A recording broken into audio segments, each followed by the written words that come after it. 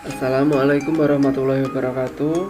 Selamat pagi anak-anak. Hari ini kita akan membahas tentang teks deskripsi. Yang akan kita bahas yaitu struktur, kaidah kebahasaan, dan cara menyajikan teks deskripsi. Yang pertama, struktur teks deskripsi. Ini secara saya bagi menjadi dua, yaitu secara umum dan secara terperinci. Yang secara umum itu dapat dibagi menjadi deskripsi umum dan deskripsi bagian saja. Tetapi yang secara terperinci akan terbagi menjadi tiga, yaitu identifikasi dan klasifikasi, kemudian deskripsi bagian, dan yang terakhir yaitu penutup. Nah, yang pertama untuk yang lebih terperinci yaitu identifikasi bagian atau klasifikasi. Ini biasa disebut juga dengan deskripsi umum, yaitu yang identifikasi ini berisi tentang penjelasan secara umum mengenai objek, misalkan tentang kucing. Nah, apakah itu kucing? Misalnya kucing adalah bla bla bla, seperti itu adalah identifikasi. Tapi kalau yang klasifikasi ini berisi tentang penjelasan tambahan tentang objek, misalnya kucing adalah ras mamalia bla bla bla, kayak gitu. Nah, di situ ada kata mamalia. Mamalia itu adalah bentuk dari klasifikasi. Terus berikutnya adalah deskripsi bagian. Deskripsi bagian ini atau berisi tentang gambaran-gambaran dari sebuah objek. Nah, deskripsi bagian ini misalnya saja tentang kucing tadi, itu pasti ada kayak kepala, tangan, bulu, ekor, dan sebagainya. Itu masuk ke dalam deskripsi bagian, jadi perincian dari objek. Nah, yang terakhir penutup. Penutup ini sifatnya opsional, jadi boleh ada dan juga boleh tidak ada, karena hanya berisi kesan-kesan dari penulis. Terus berikutnya kita masuk ke kebahasaan teks deskripsi. Kebahasaan teks deskripsi ada banyak. Yang pertama yaitu imajinasi. Imajinasi ini berhubungan dengan panca indera, berhubungan dengan pengalaman sensoris kita. Imaji ini ada penglihatan, pendengaran, peraba, penciuman, pencecap, dan gerak. Misalnya saja bulu kucing itu sangat halus. Nah, otomatis kita menggunakan imaji peraba dalam tulisan kita, seperti itu. Terus berikutnya rujukan kata. Rujukan kata ini sangat berhubungan dengan kata ganti. Rujukan kata yaitu suatu kata yang merujuk pada kata lain, seperti itu, yang menunjukkan hubungan keterkaitan. Misalnya penunjuk umum, di sini ada ini, itu, dan tersebut. Penunjuk tempat ada di sini, di situ, di sana. Terus ada rujukan kepunyaan atau biasa disebut kritika, itu kumunya. Contoh, milikku, milikmu, miliknya. Terus yang terakhir yaitu rujukan orang. Rujukan orang dibagi menjadi tiga, seperti bagian berikut. Yang pertama, orang pertama, yaitu ada bentuk tunggal dan bentuk jamak. Orang pertama itu diri sendiri. Orang kedua adalah orang yang kita ajak bicara, dan orang ketiga adalah orang yang dibicarakan.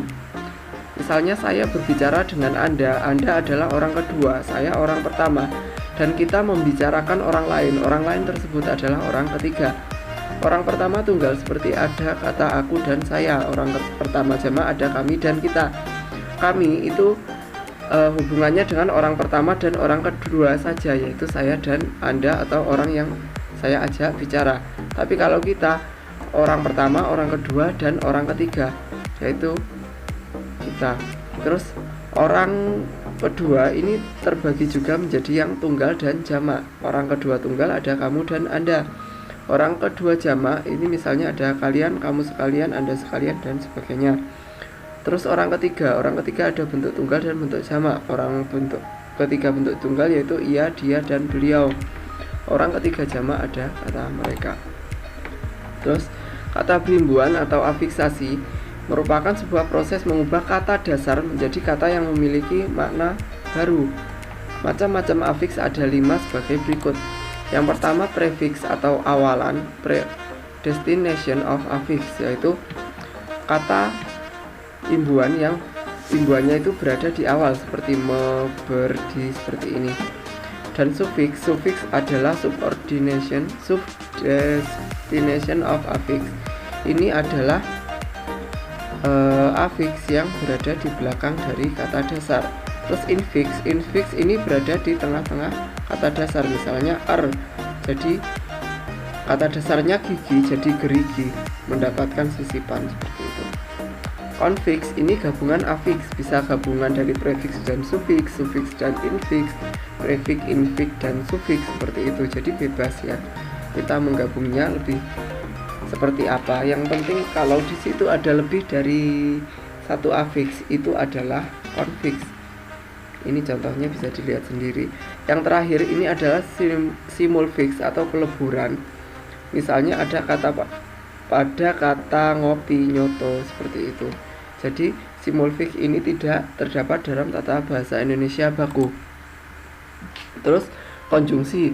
Konjungsi ini ada yang intra kalimat, ada yang antar kalimat. Yang intra kalimat ini, misalnya Anita tidaklah rajin belajar ketika di rumah, tetapi dia selalu mendapatkan juara di kelasnya. Nah, kata tetapi ini berada di dalam kata satu yang sama. Jadi kata tetapi ini adalah konjungsi intra kalimat. Berbeda dengan konjungsi antar kalimat. Misalnya di sini ada kata namun. Namun di sini tergabung dari ini kalimat pertama dan ini kalimat kedua. Jadi namun menggabungkan kalimat yang pertama dengan kalimat yang kedua. Maka dari itu disebut dengan konjungsi antar kalimat.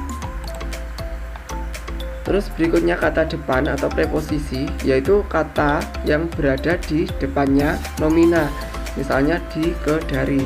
Nah, contoh pengaplikasiannya misalnya di depan, ke rumah, dari sekolah, seperti itu. Ini biasanya sering digunakan dalam teks deskripsi spasial atau yang bentuknya keruangan. Terus berikutnya majas, gaya bahasa, kiasan, makna konotatif atau konotasi. Ini adalah makna tidak sebenarnya yang berada di dalam teks. Ini ada 4. Ini ada yang hampir mirip, yaitu majas perbandingan dan metafora.